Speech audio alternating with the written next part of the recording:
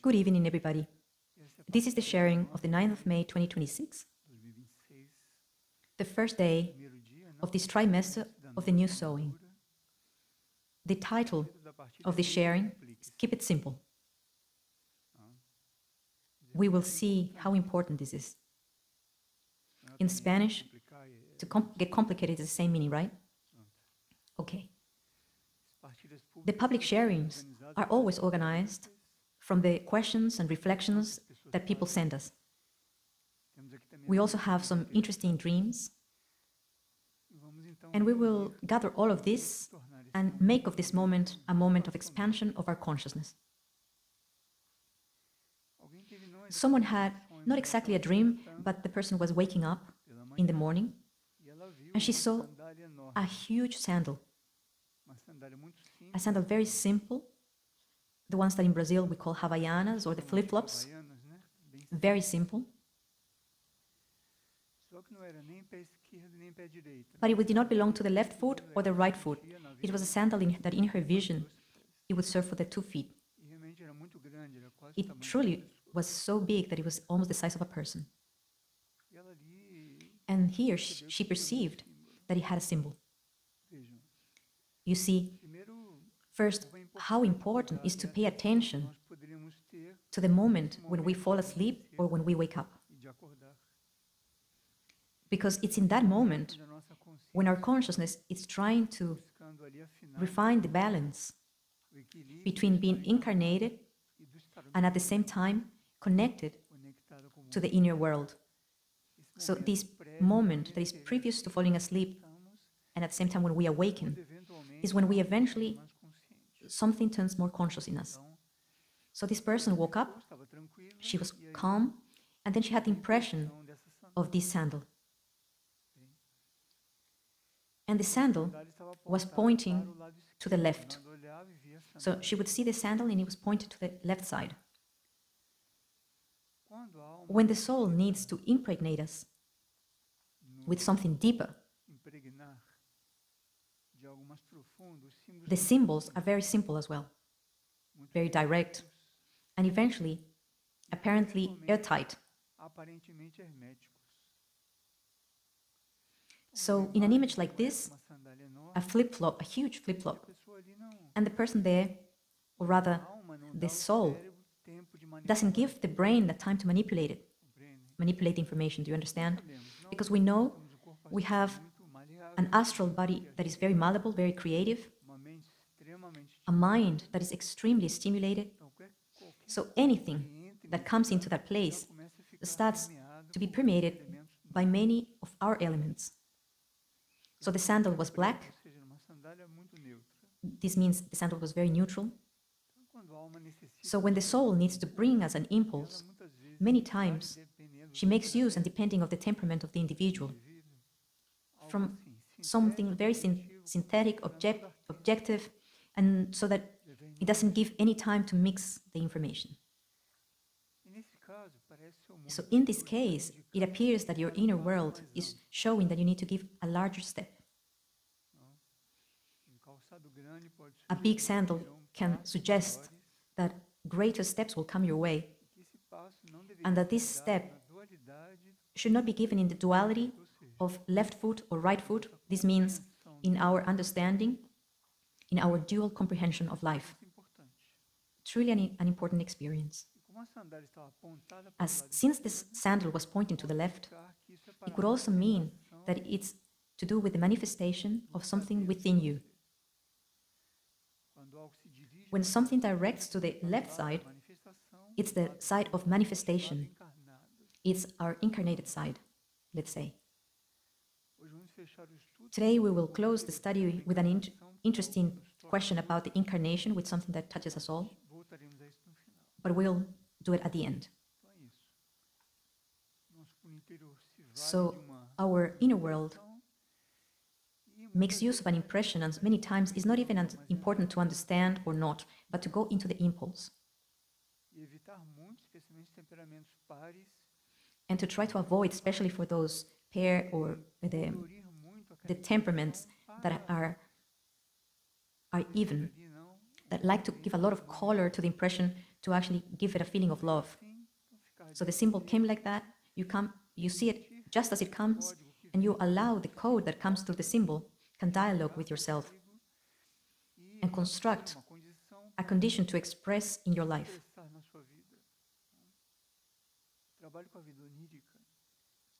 The work with the life of symbols doesn't have any objective, only the relationship between the planes and the dimensions to get us used to living in different planes at the same time. In another dream,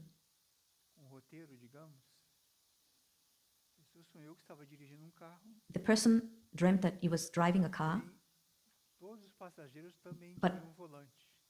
but all the passengers also had a driving wheel. So the person was driving, and then she turned and saw that everybody had a driving wheel, a steering wheel. Well, but I'm the one driving. How come everybody has a steering wheel? So as incredible as it seems, the car was going in the same direction independently of the movement of each person. And she found it a little bit strange from a mental point of view. Yeah, we can imagine ourselves driving a car and each person with a steering wheel, and the car still keeping in the same direction, which was not even the direction where she was driving it. Very well. At a certain point, and that moment was 1988, humanity received a type of impulse to awaken to the situation of the inner groups. So, besides the karmic grouping in which we are used to, like family, our social network, profession, country, we also make part of a group of souls, an inner group. And only from 88 it was openly revealed to humanity. There's a book of Trigueirinho, which is the book of the signals, where it's represented with a bit of the experience of a group. In that book, the experience of a group is represented. It's a very rich book in that context. So coming back to the dream, when we are in a group that has a true superior purpose, and that purpose is guiding the group, even if our individual will expresses in the steering wheel, because we try to give direction, we have the will to give direction. So even doing that, even having our personal will, when we are in the stage of a group experience, that vehicle, which is the expression of a greater will, it already has a predetermined direction. It already has a destiny, a next step. And eventually, independently of our personal movement, of our personal will, the vehicle continues in the predetermined direction. This is someone's dream, which is already in an inner point of living this experience, not to get confused with the apparent decision of the incarnated person, because the group to which this individual belongs, it already has made the decision to go towards this objective. There's a sharing of Trigueirinho that is decided to go towards your destiny. It's an attribute of the monastery of Figueira. So it's public, and you can access it through the official channel of Trigueirinho or the channel of Irdin. Decided, move towards your destiny. When the group, the souls of an inner group, make a decision, then the people could have the impression that they have a steering wheel in the hand, but truly the group is going in the determined direction, determined by the regency of that group, which is a hierarchy in general, or hierarchies that are linked with a point of light or a planetary center that this group is linked with. So even if the person is apparently disconnected from a spiritual group,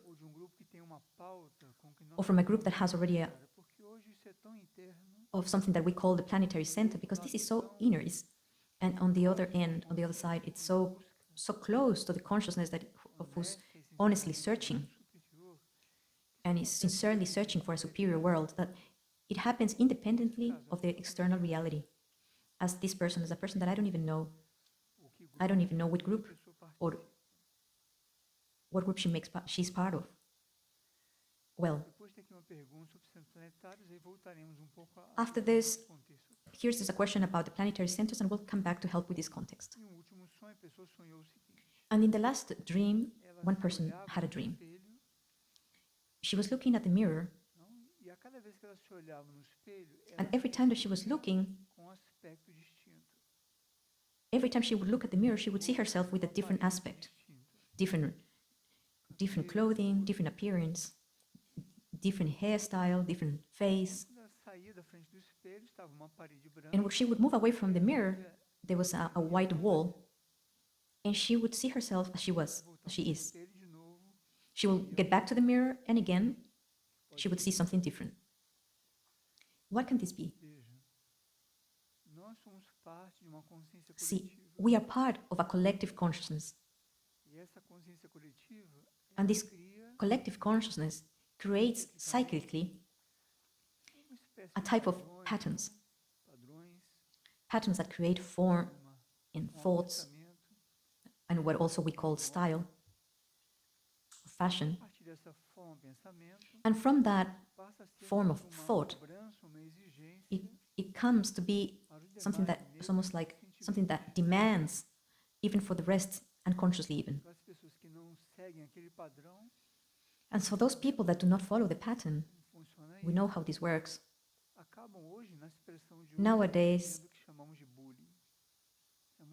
they actually end up being bullied, which is very common in the schools, in universities, even at work. Collective environments. It's an expression. I'm going to use a strong expression, and I apologize for that, but it's a mediocrity. We are very mediocre. So here, the person is invited to be herself. So when she looks at herself in the mirror, it's because when she sees something different, it's because they're projecting over her an expectation of what she should be. And when she wants to see herself, she ends up seeing the form of thought. Do you follow me? So every time she sees herself in the mirror, rather than seeing herself, she sees the expectations from other people about herself. And that's very deep, because it actually even creates processes of violence and aggression of people with themselves. Ethical violence, physical, emotional, mental. That from a certain point of view, it's a way, it's a tool that the forces of chaos are using so that the beings lose contact with their essence and do not become who they are. They always feel they're always under the pressure of an expectation of the collective or somebody else. And so we end up living a false life, in appearance being who we are not.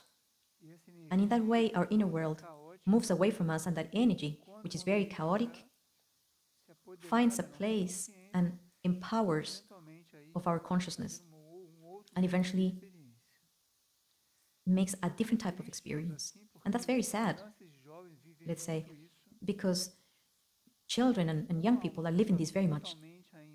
And since the soul is not totally, truly inside the body, and the families in general, they're living an experience of dissociation and harass and losing their cohesion. The children and the young people are under this stimuli very strongly. And when the person was in front of a white wall, she will see as she is. She will see herself as she is. The white wall would allow a clearer reflection. It's a symbol. Very well. person asks, how do I know if what I am seeing, if it's a suggestion that I'm mentally doing to myself, or a mental suggestion, it's emotional, or is it truly an inner indication? Well, in general, the inner indications, they come as that dream of the sandal, which was not really a dream, was an impression. They come in not a very constructed way. They come more like a warning. They come more spontaneously, and in a way that we do not doubt that it's something important. It's not materially important. It's important because it calls our attention. It calls the attention of our consciousness. So, from this logic of keep it simple, we have to understand a few things from our present process. We are incarnated in an extremely important epoch, extremely complex,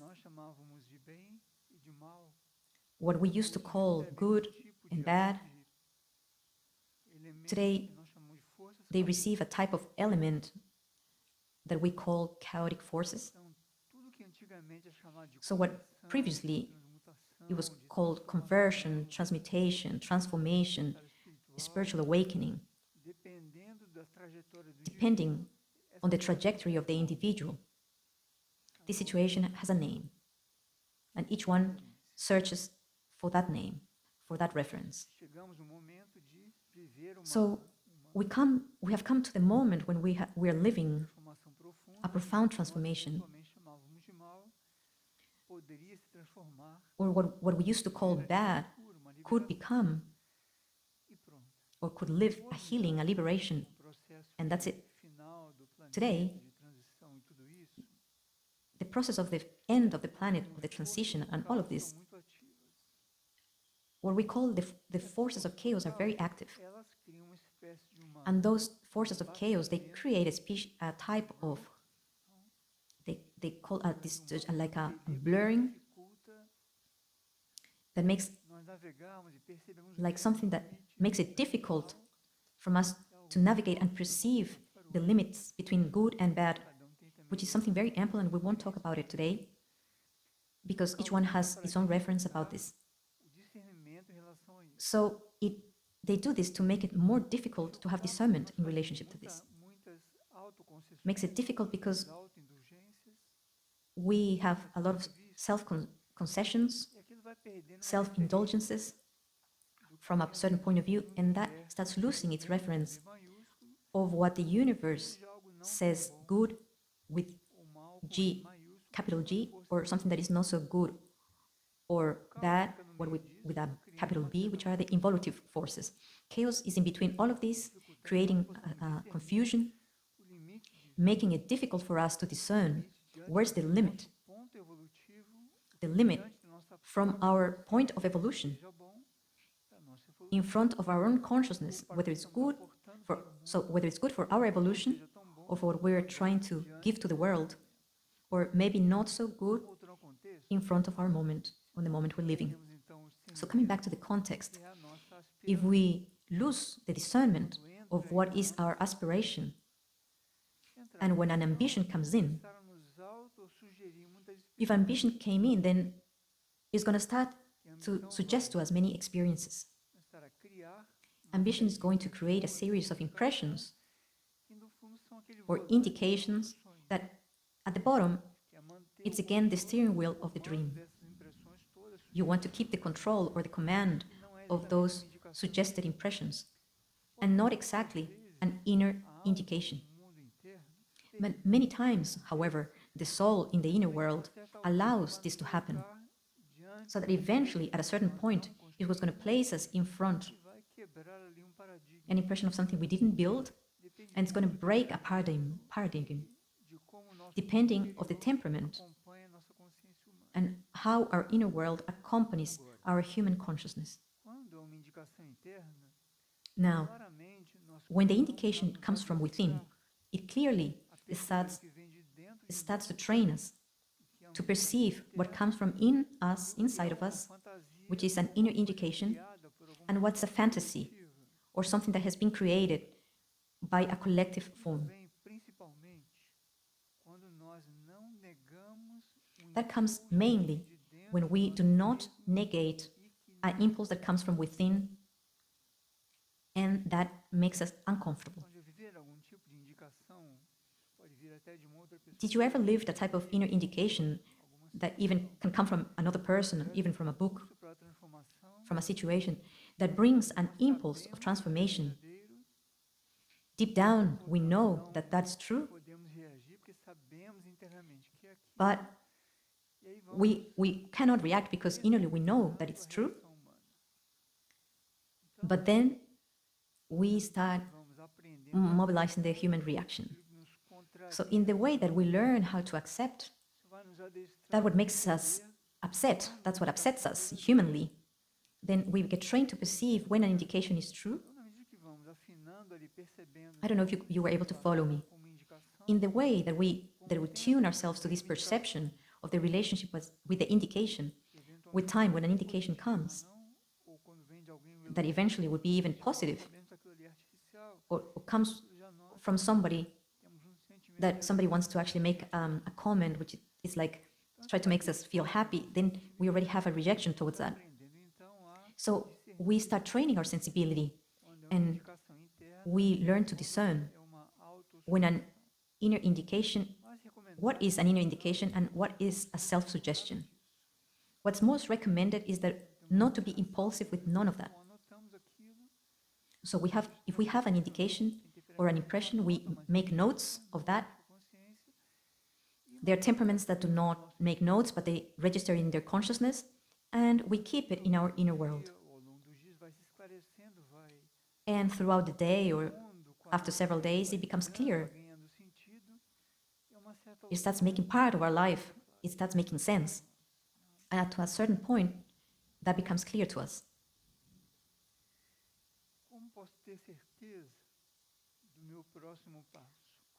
How can I be certain of my next step? How do I know what's my next step? Okay. In this impulse of keep it simple, when we try to avoid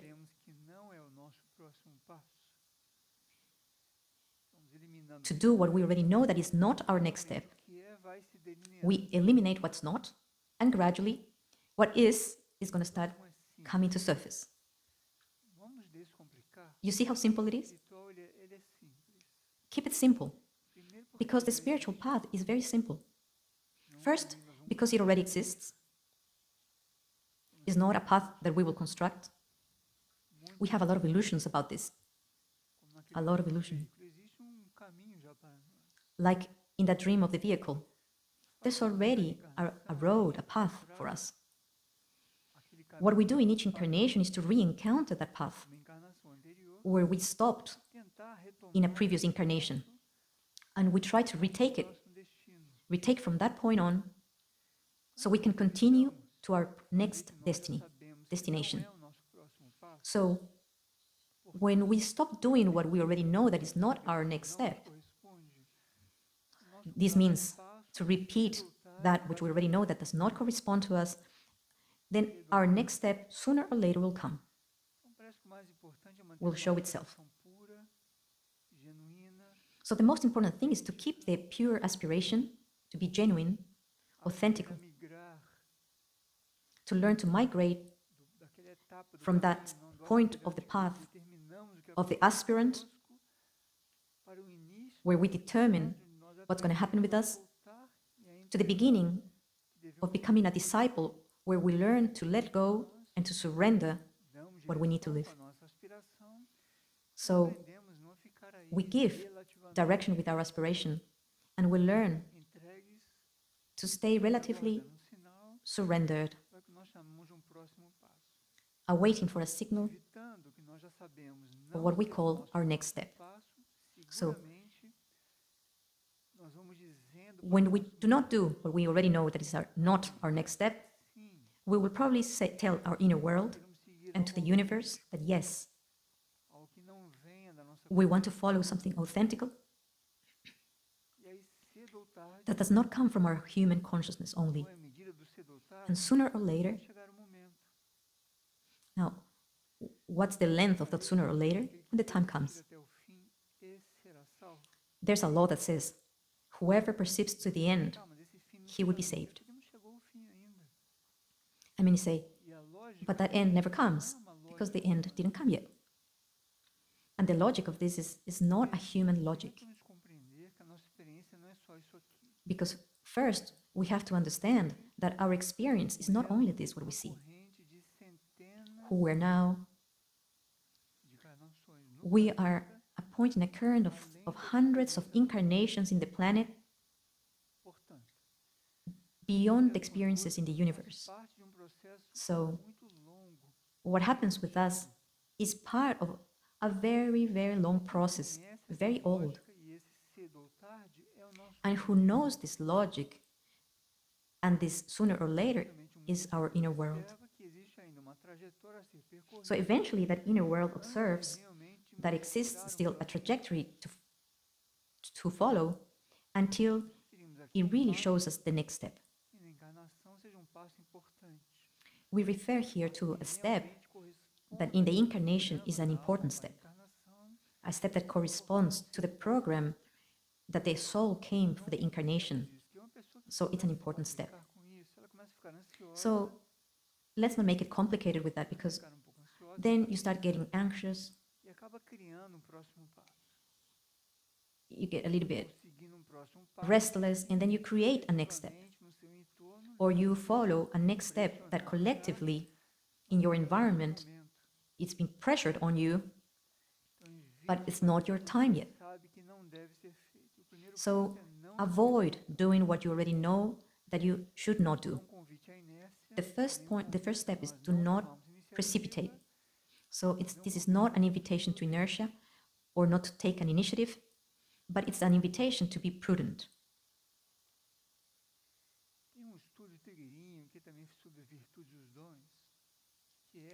There's another study from Trigueirinho that talks about virtues of the gifts, with the gift of the mature opinion.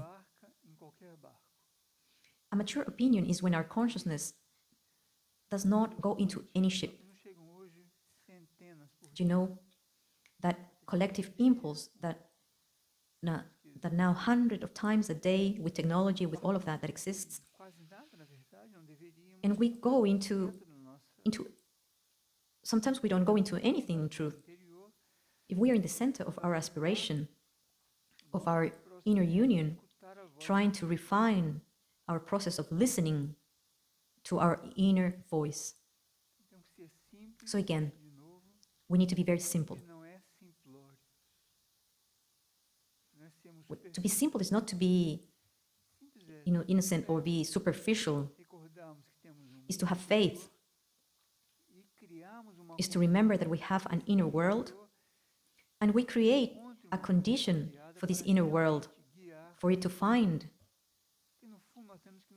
this guided condition, and so it can guide us. Because deep down we need to surrender to our inner world. This is why we are incarnated. There's no other purpose. It has nothing to do with personal realization, with conquests, and all that is ego. Here we are, just a point of a very profound process from an essence which is searching to fulfill its superior commitment. And that takes time.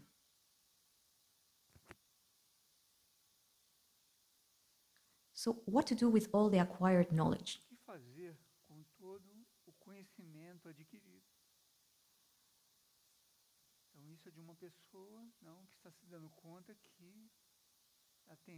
So this comes from a person which is realizing that it has something inside of her that she has received in this and other lives. And eventually she's perceiving that she's not applying it.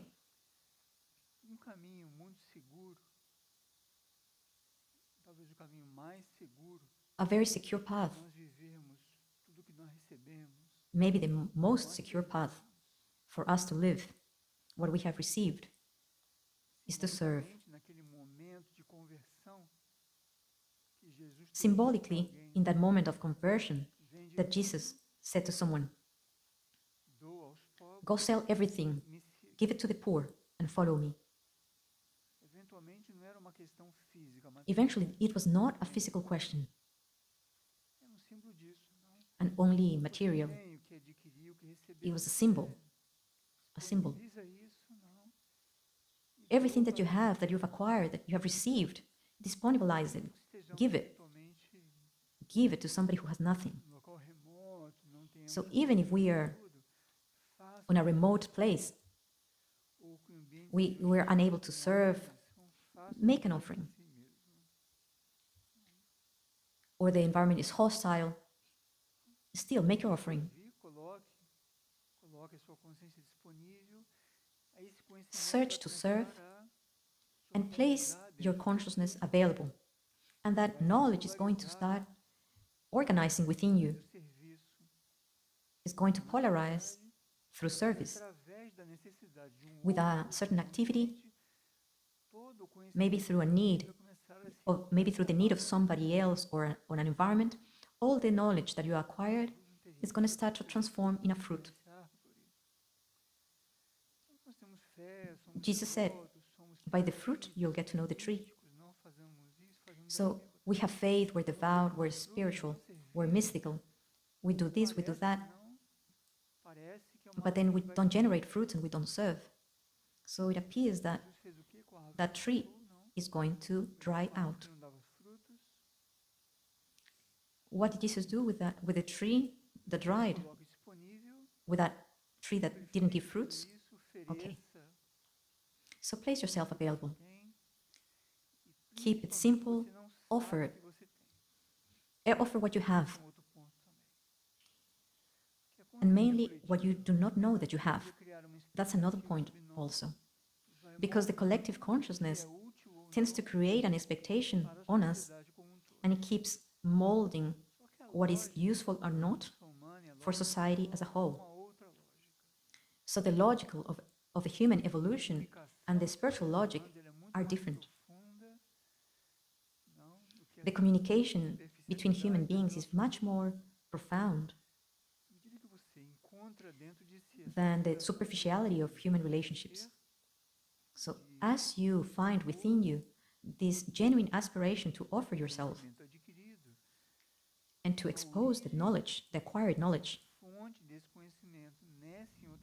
the origin or the fountain, the source of that knowledge from these and other lives will keep your experience and place it in service to others.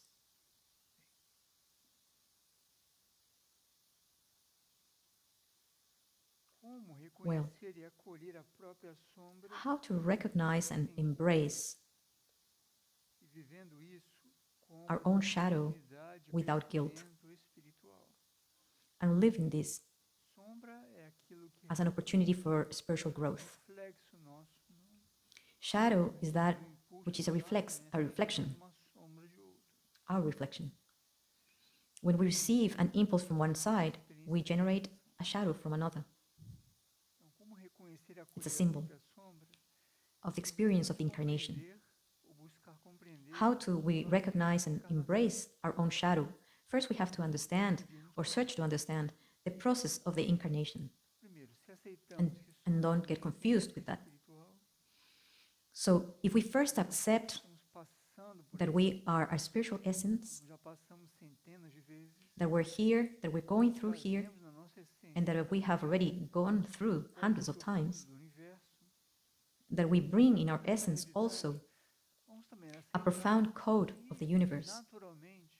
Accepting that reality, we are also going to accept that naturally, when we re-encounter that moment, that point where we left in previous experience and we come back and we develop it and walk and continue this trajectory, inevitably, all the shadows or the points that did not mature or got resolved from the past also accompany this experience.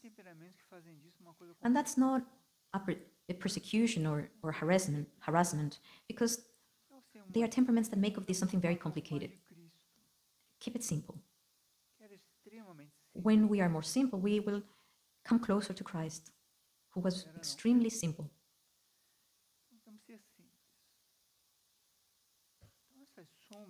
Not he was, he is. Christ is. So let's be simple. Those shadows are all those aspects, those human aspects that are part of the human evolution. Let's comprehend that, let's understand that. The human condition exists because it's a type of experience. It offers a type of learning that is foreseen in the human project. As we call it, the human genetic project. It is part of this human process to come in phase with these involutive forces and what we know and understand as capital energies. All this is part of the program to be incarnated on planet Earth.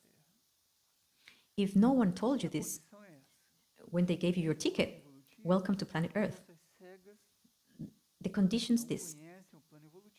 Involutive forces are blind forces, do not know the evolutive plan, their capital energies, and all of that is pressuring, in a good sense, the human consciousness and the essence so that it can purify and re-encounter what we call a path of liberation, a path of redemption, which is one of the essences in the Christic project of the planet. So, to accept that we have shadows is not only necessary, but basic. If we want to be authentic. And second, do not allow the shadows to fool us. And third, to redeem those shadows. So, daily, every day we're in front of those shadows, of those less evolutive aspects. And depending on the discipline, these words you can sometimes, it's not easy to listen to. We can change it to aspiration in a good sense. If we have this discipline, this aspiration to evolve, then when the shadows emerge, they look at them and then we do like this, just a moment. And we try to bring them inside this evolutive construction, into this positive construction that we are in, that we are developing at the moment. So everything is there to be transformed, redeemed, healed, not to lead us off the path. Because here's a question: what to do to be protected from the forces of involution? It's the same line of reflection. We don't have to be afraid. There's a universal law which says similar attract.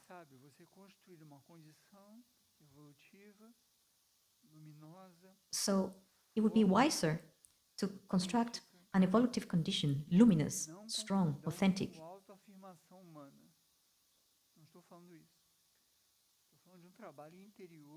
Do not get confused with self-affirmation, the human self-affirmation. We're not talking about that. We're talking about an inner work, in your inner world, with your temperament. Your temperament is very important.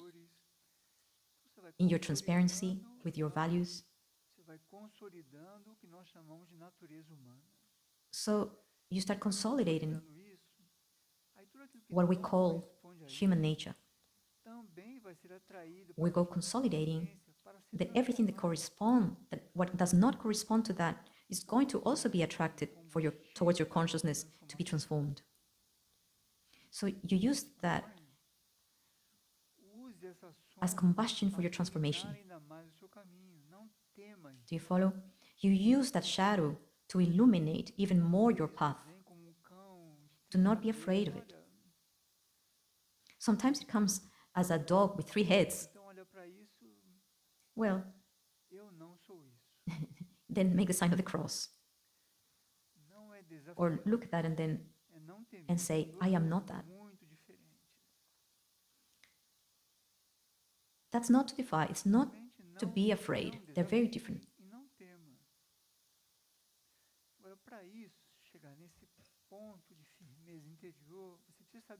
Simply do not challenge and do not fear.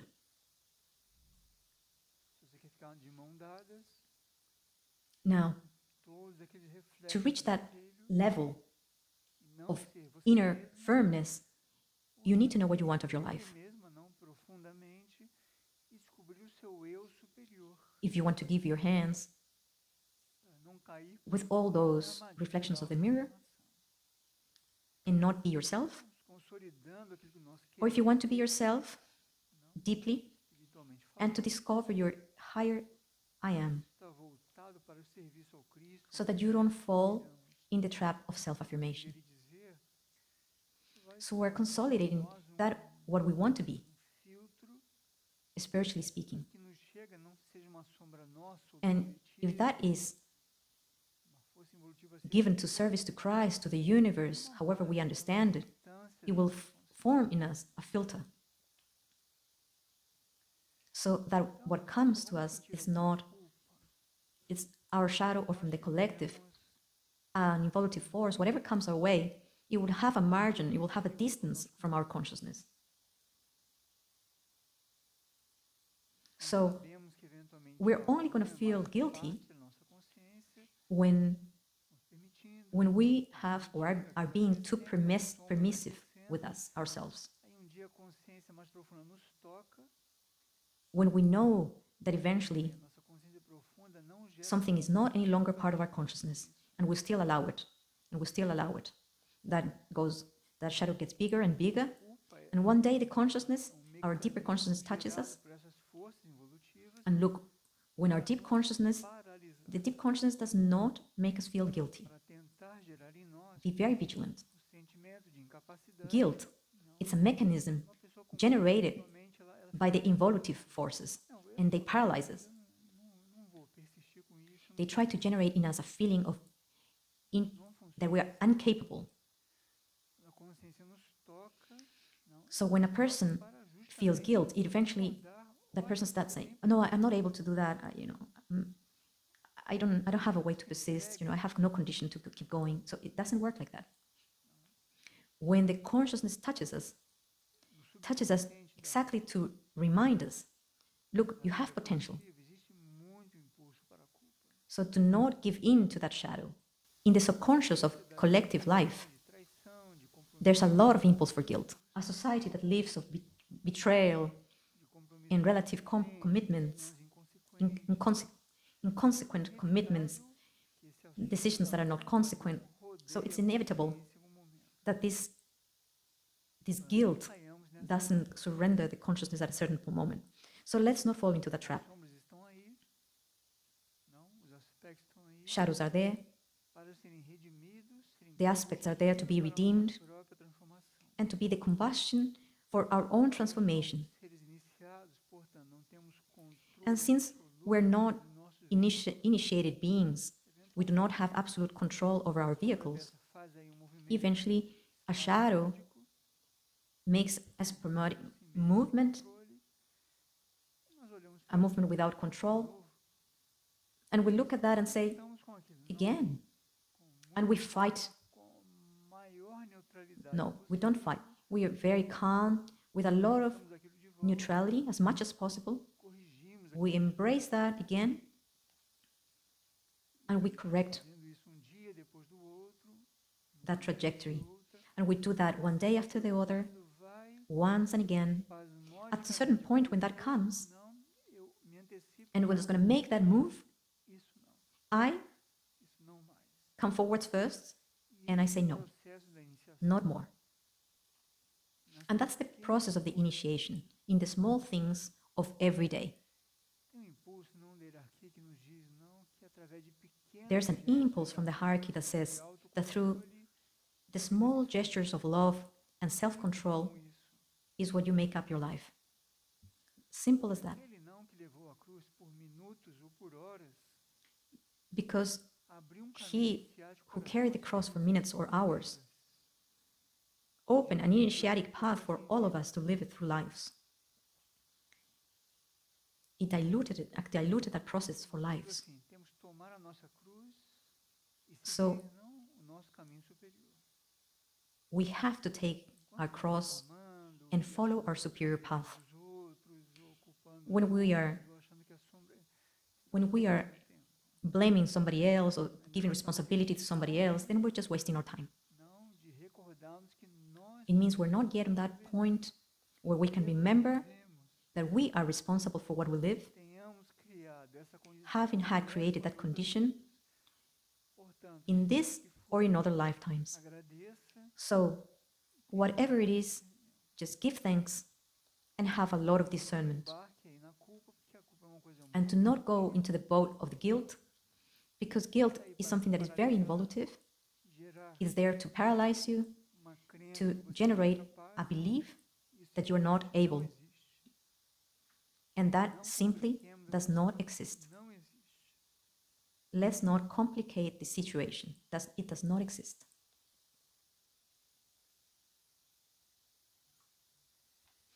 Well, in a similar line, a person says, can I ask mercy from myself? Apparently, from the unconscious of the person, she believes that somebody would use unconsciously the verb ask, with the word mercy. Maybe they're two incompatible, they're not compatible things to levy or to want to control. Maybe they're actions in the same family. Maybe you're wanting to control how much the universe really is forgiving you and is giving you an act, a breath of mercy. Because what's the meaning of wanting to ask mercy from yourself? Maybe there's not something hidden there that wants to be most permissive and use mercy as a species of a type of habeas corpus or a white board. So I will do anything and then mercy will resolve it. Many people get mistaken by this because I will do anything and then forgiveness will resolve everything. Be careful. We have to be a bit more consequent because our actions also repercute. They have consequences. And we have to become more responsible. So if you're asking yourself mercy or any other thing, maybe the verb is not to ask. Maybe your consciousness wants to show you that eventually something is no more necessary in your life. And maybe on the other side, you have to be a bit more understanding with your human process and your human condition. Because if you walk into a spiritual line or a line of thought that tries to levy something in us, inevitably can generate artificial conducts, artificial steps, even a path that does not correspond to us.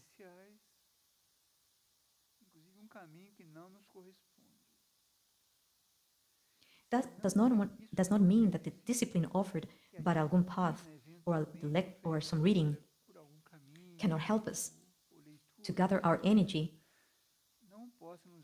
and come to this point of making things simple. The spiritual path of the great beings that we have gotten to know in history,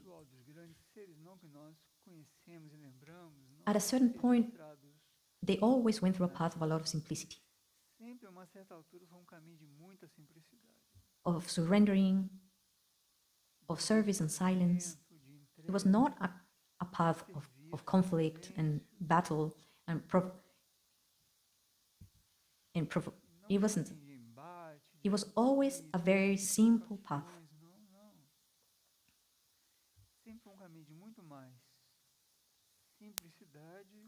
a path of divestment.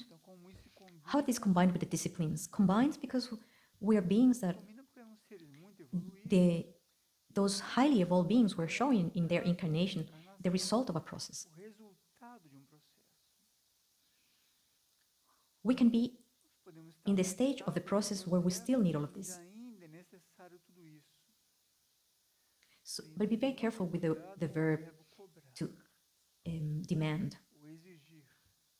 It would be much more harmonious or intelligent to be honest, transparent, and to take the steps in the length that our legs can do, and even a little more.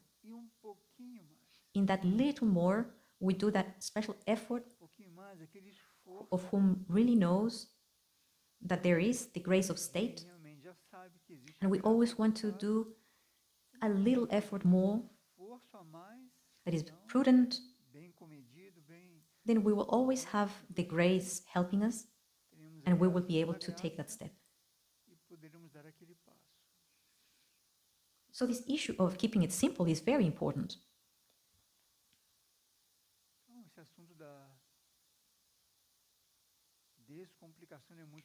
Because otherwise we create a spiritual path that is very suffered, artificial, and so one day we say, this had no meaning for me anymore. And it's not feeding my inner world. And sometimes it's not that the path is not authentic. It's just that I placed myself in such a level of demanding, or rather than placing myself in a level of being balanced in front of that and to be able to live that in my day-to-day. Because the point is to live it. And to be able to live it, it has to be small and constant gestures and acts of love, inner, simple, of what we call inner life. And the inner life can concentrate during a spiritual exercise. So our inner life is our life. It's the great part of our life. Or it could be our inner life.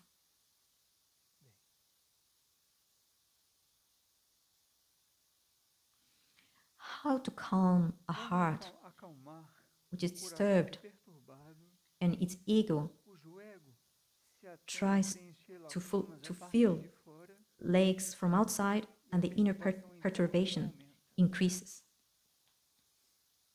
It's an important question.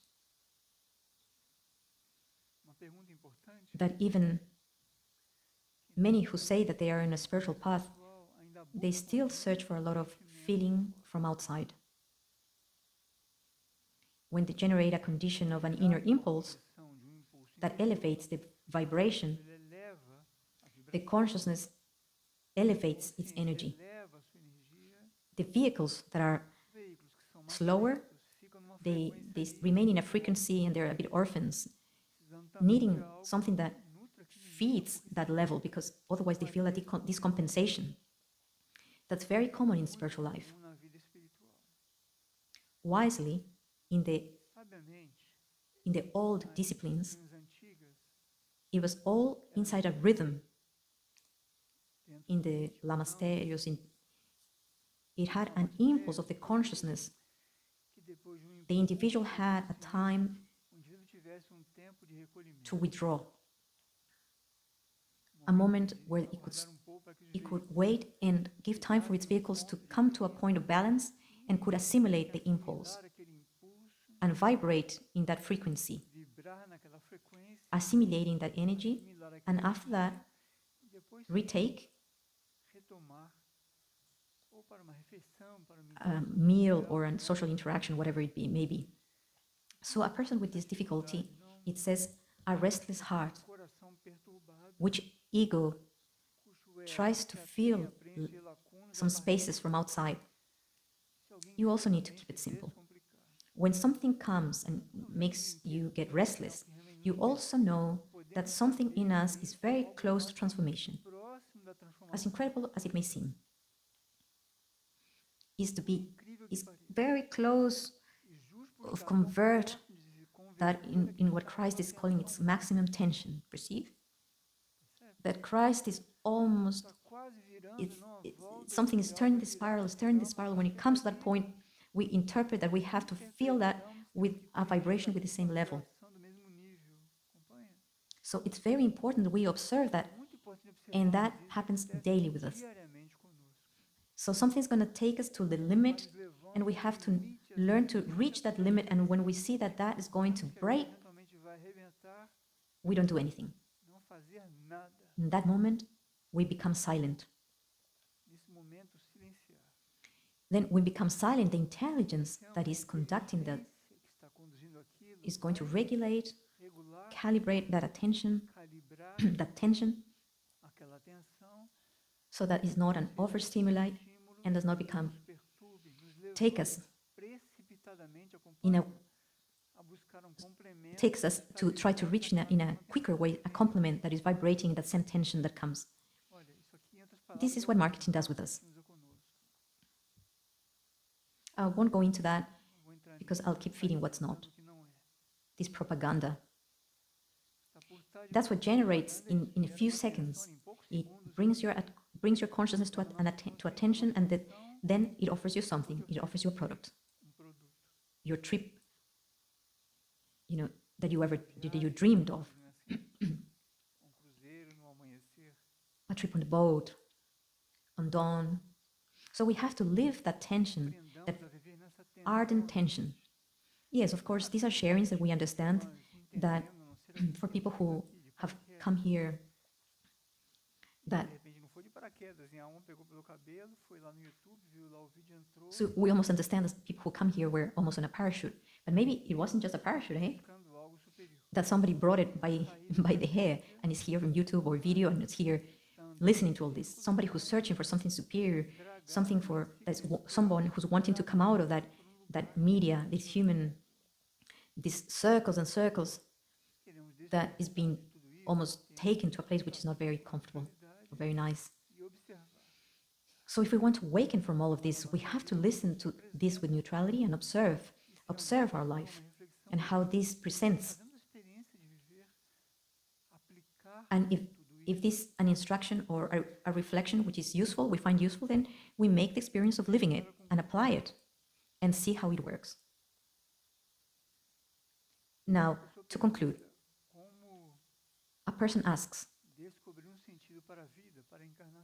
how to find a sense for your life and for the incarnation? Well, there's not a rule, obviously. The point is that the majority of the awakened souls,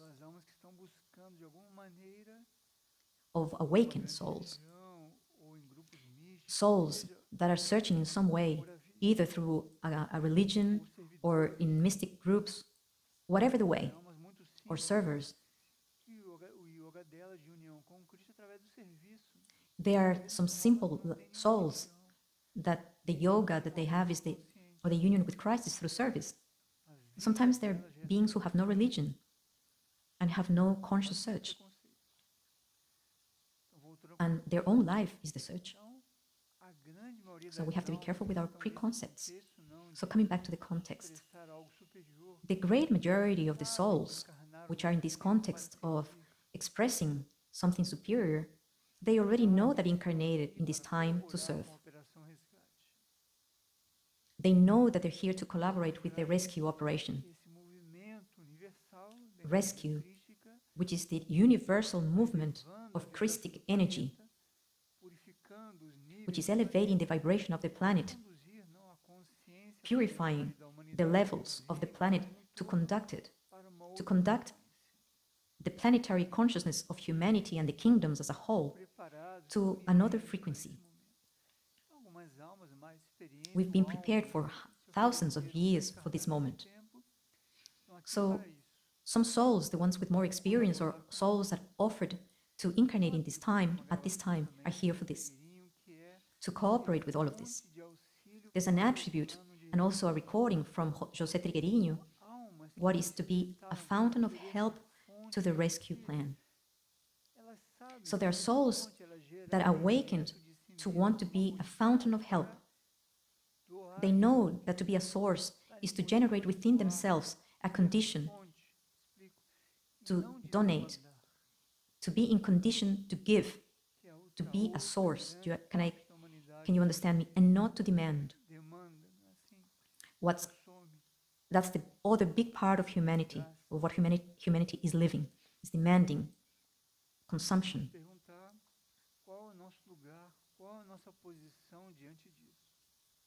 So we're here to ask, what is our place? Which is our position in front of all of this?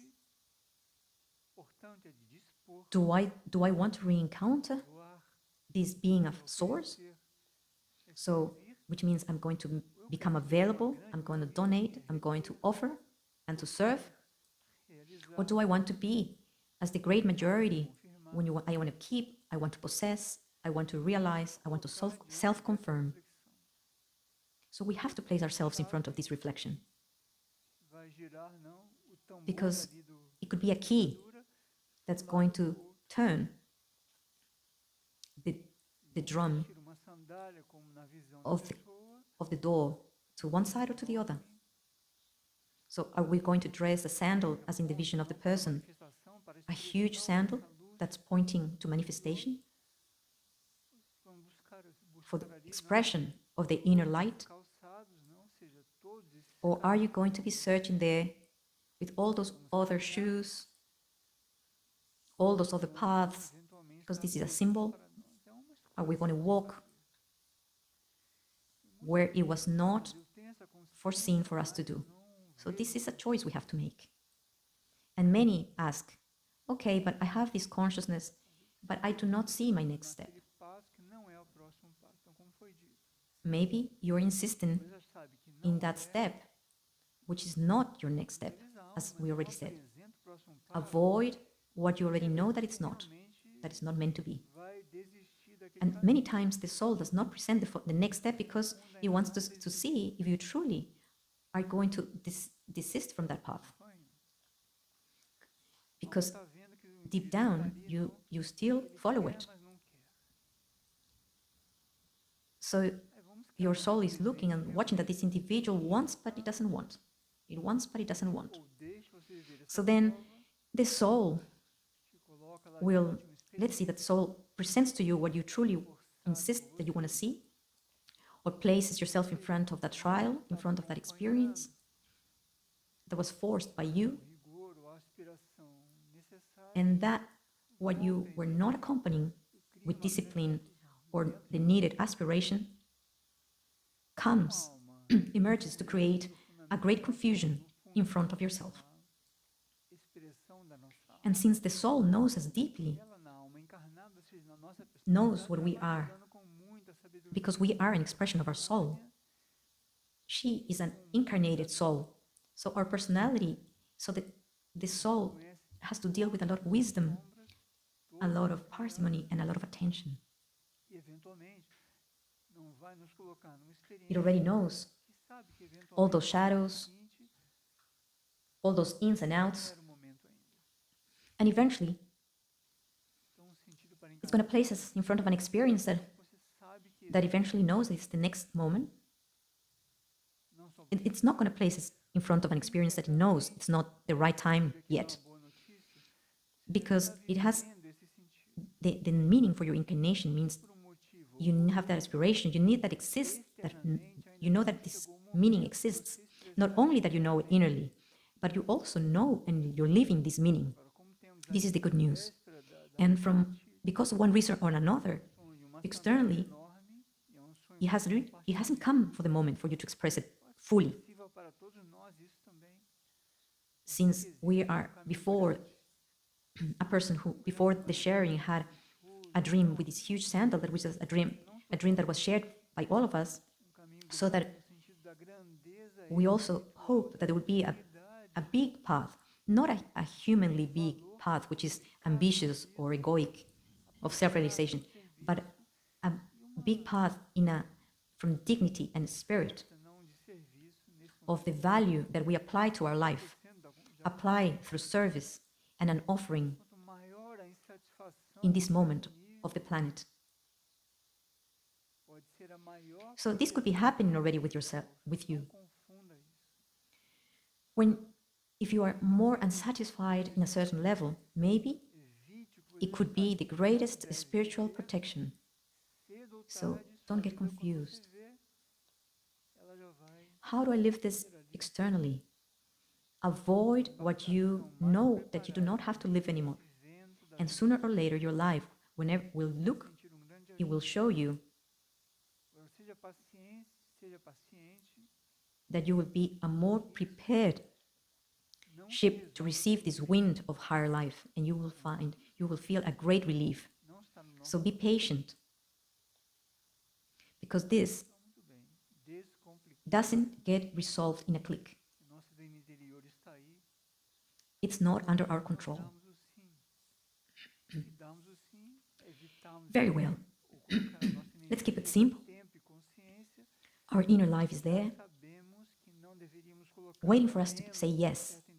And when we say yes, and we avoid to live or place our energy and time and consciousness in what we already know that we should not, at least in a certain intensity or gradually, and we will be gathering that energy. Because it's very rare in a planet today that we will have a minimal environment where we can express our inner world. Everything's very hostile, because the chaotic forces are wanting to create chaos, confusion, and blur, where we won't see, and then we won't be able to believe that transformation can be possible, or that we can find a higher path. These forces, I have to tell you that it is possible that we will continue and we will conquer this great step that the universe awaits from us, and that we now need to collaborate. Our collaboration starts by keeping it simple, avoiding to live what we already know that we do not need to live, and we will renounce moment to moment, or at least renouncing in our consciousness. Then our body sometimes has these vices, and like a tick, a nervous tick, that sometimes becomes so automatic that becomes a tick. But we have to look at that with a lot of patience, and we go to the origin of that and try to deactivate. And in that spasmodic movement, and like in the last question, try not to feel what comes from outside. When you see the tension, is when you want to change that vibration. Experiment. When you reach that point of tension, relax, breathe deeply, and let go. Let go does not mean abandon.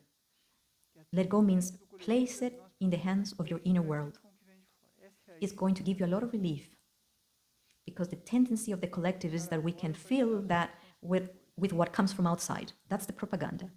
So, they try to put you in tension and give the solution after. Careful. Keep it simple. It's not offensive. Do not feel offended. I am not calling anybody complicated. I'm only reflecting that the human process has reached a point where we need to keep it simple. Very well.